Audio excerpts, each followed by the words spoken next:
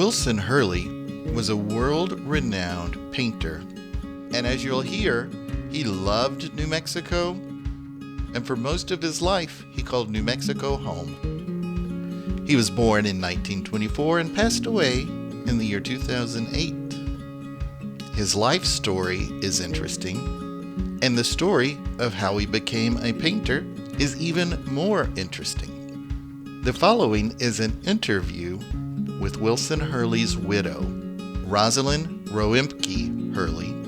We jump right into the interview talking about Wilson's childhood. I don't know if you know much about his life, but he was born in Tulsa. They moved to Virginia, and his dad was a member of President Hoover's cabinet. And after Hoover was defeated, the family stayed in the Washington area, but they spent some of the summers in New Mexico. And that's how he happened to go to Los Alamos Ranch School, which was a college prep boarding school in Los Alamos. And so he graduated from Los Alamos, and the war had started. And so the question was, what was Wilson going to do as an 18-year-old? And he really wanted to fly. And so he asked his dad permission to join the Army. We didn't have an Air Force yet, but we had an Air Corps. And his dad said, well, I know why you want to join, because you probably couldn't get into West Point. And of course, that piqued him, and he fell for the hook, line, and sinker, and he said, who can't get into West Point? So, of course, he got into West Point. And so he served in the Philippines at the very end of the war and went on a 30-month tour there, came back, and his dad then goaded him into going to law school. And so he went to law school, never liked the law, and always was a kind of a Sunday painter. When he was in New Mexico, he painted in the summers with a few of the artists who were pretty well known in Santa Fe. So that had always been his, underlying wish that he could paint, but he was diverted, as I say, by a lot of other things. And after law school, he came back to New Mexico? He wanted to come back to New Mexico. New Mexico was his place. He loved the beauty of New Mexico. It just, it was where he belonged. He practiced law and joined a law firm here, and was relatively successful, but he didn't like the practice of law and quit at one time and decided to try to paint. And that didn't work out. His wife was very unhappy. And so he went back to the practice of law and built a bank in Albuquerque, the first new bank. And he stayed with that for a while. And then the marriage was just failing. And finally, she decided she wanted a divorce, and she took the family back to where she lived in Virginia. So after that, Wilson continued as the counsel for the bank and practicing law. And somebody came into his office who needed to make a will. And this person was dying.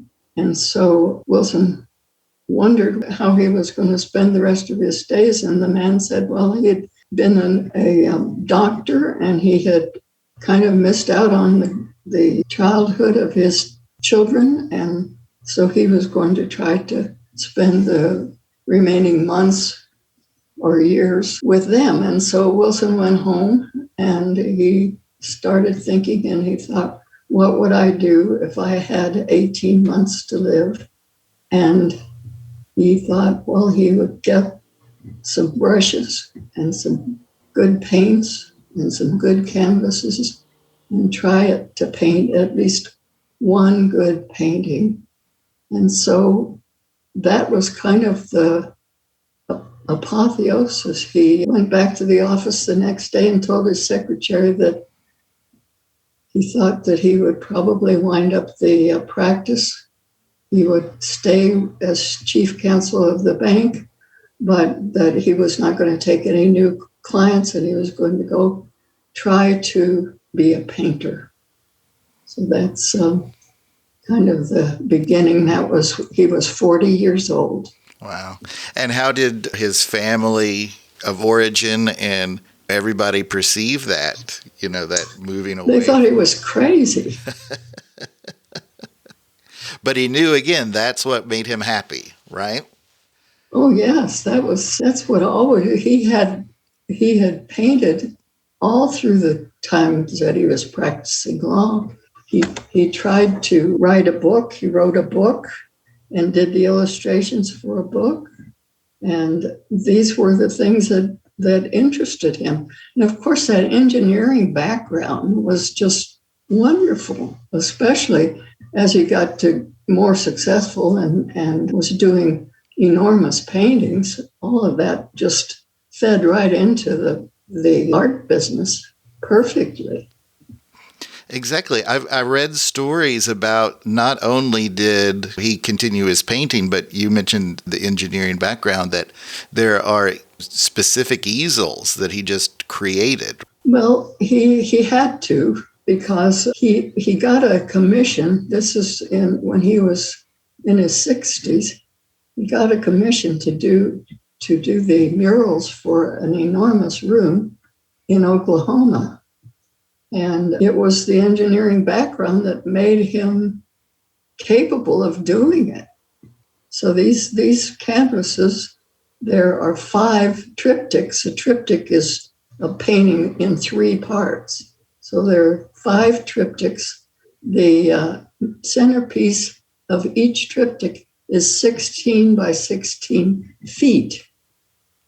The side pieces are 16 by 10 feet. And this is five of them, and it took him 5 years to do it.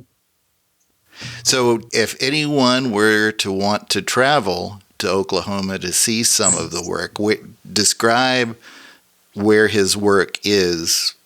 Well, you can stay right here in New Mexico and see a lot of his work. Right. There are 2 pretty big paintings at the Albuquerque airport. On the main floor, there are 2 big canvases. They are of the Sandias looking east from our house and the view west from our house to the West Mesa. They're big paintings. They're, I think, probably about 10 by 15 feet. So if you go to the airport on the main floor, before you go up the escalator to the planes, those 2 are on one on one side and one on the other. That's one place. Well, of course, there are a lot of paintings in private homes, but there's a big painting at the Presbyterian Hospital at the entry. In Albuquerque. Yeah. And you can also go online, of course, and see the catalog raisonné that I've been developing. Can you share the website? Yes, it's my website. I guess I can share it. Please. It's wilson-hurley.com. And the whole catalog is there, as well as some biography information. A little bit of recap. I appreciate Wilson's life up to 40. And right. Then what happened where he says, this is my career of choice, is, the painting, that he didn't receive any formal training in before that point, right? That's right. Not actually in painting, but, he studied military topography and graphics at West Point, in which you learn how to interpret a map. You learn how to reconstruct the seen in your mind in 3D.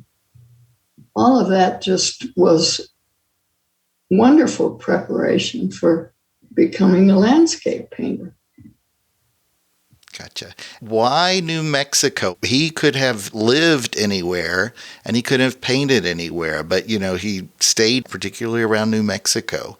Well, he thought that New Mexico was the most beautiful place he'd ever been. I don't know if you've been up around Los Alamos, but that country is just absolutely colorful and gorgeous. And that was the nexus of his visual world. And so it was kind of, he had lived in Virginia. He'd lived as a very small child in Tulsa, and it just didn't compare in his mind to New Mexico. Let's go back to the point when he was starting as a painter, as his career. What are tips that you would offer that he learned from, the School of Hard Knocks? Well, I'll give you a little background about how he evolved from the time that he decided to become a painter, to dedicate himself to learning to paint and to be a good painter. He decided, I have to get some background. So, do you know who Peter Hurd is? Tell everyone.